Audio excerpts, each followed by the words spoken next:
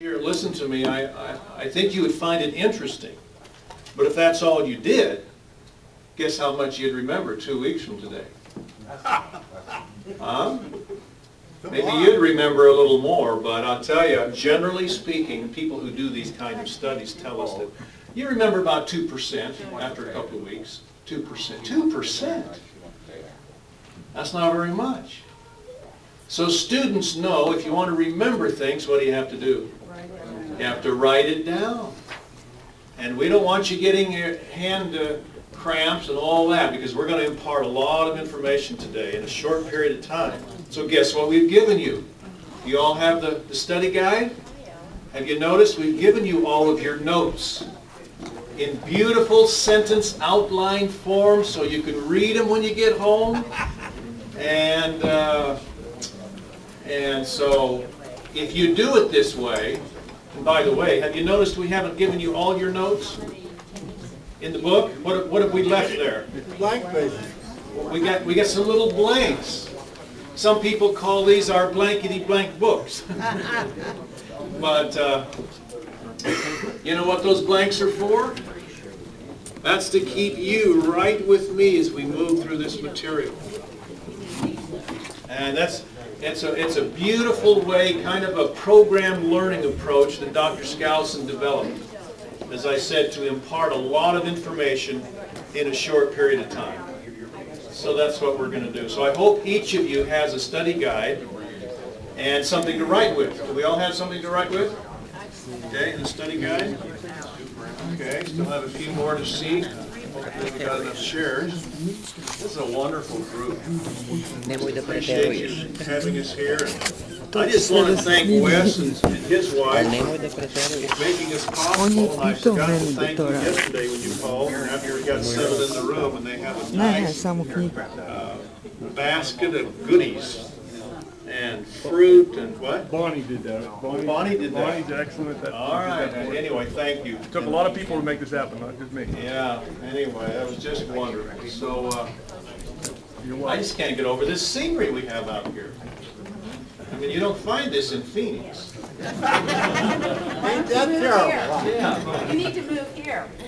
Oh, this is the time I'm glad I'm in Phoenix. Yeah. There are times when we wish we were somewhere else, but right now, we're glad we're there. And so are 3 million other people, I guess. But so, you all have a study guide, and as we begin, I want to ask you, how many of you have been to Boston? Probably a number of us have here. When you were in Boston, did you walk the Freedom Trail of Boston? Yes. Freedom Trail? How many of you walked the Freedom Trail? All right. Has it been a while, or just recently, or what? A year ago. A year ago? That's great. For those of you who don't know, the Freedom Trail is a trail painted on the sidewalk. It's a red stripe on the sidewalk through Old Boston. And there's about 15 or 16 different stops along the way. And you can cover about 300 years of American history in about a half a day. It's wonderful. It's a great family experience. We take our students back east every year, and every other year we go to Boston. We walk the Freedom Trail. And the first stop on the Freedom Trail in Old Boston is called the Old Granary Cemetery. Now you got to know, of course, Boston has the high-rise buildings, and you walk into this little gated cemetery, and it's surrounded by these big buildings, and all the headstones are dilapidated and weather-worn, and you follow the little trail along, and all of a sudden you come to the grave of John Hancock. Well, if you know about John Hancock, here's his remains, and you walk a little farther, and here's the grave of Paul Revere. And then you walk a little farther, and here's a whole family of headstones. This is the Goose family in colonial America. Anybody ever heard of the Goose family? And there's one particular one, remember that family, her name is Mary Elizabeth Goose. You ever heard of Mary Elizabeth Goose? Yes, you have. Mother Goose. You know her as Mother Goose. Mother Goose. Mother Goose. I didn't know that was a real person.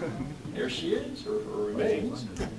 And then you walk a little farther, and here's the grave of Samuel Adams, father of the American Revolution. That's just one stop on the Freedom Trail.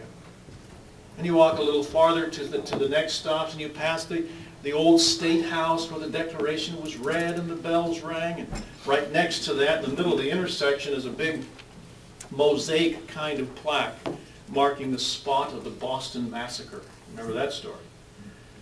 Then you walk a little farther, and this is my favorite building to visit, because now you're in the financial district of Boston. And in the financial district, the buildings are even what? These are the tallest buildings in Boston. And nestled among them is this building called the Old South Church, or the Old South Meeting House, as it was called then. And it used to be the largest building in Boston.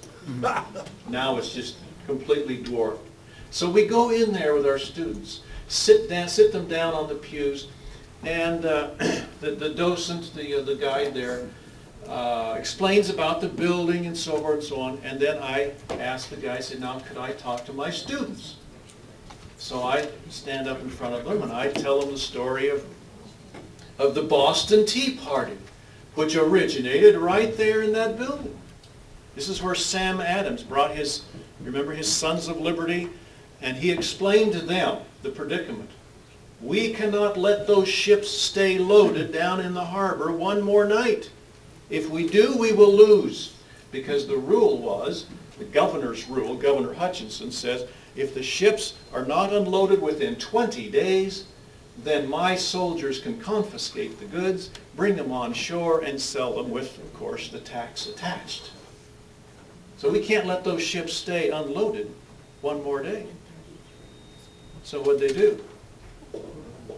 They went down and unloaded the ships. A little unconventional way, of course, but there's a little ringing in this, Melina. You might want to turn it down just a little.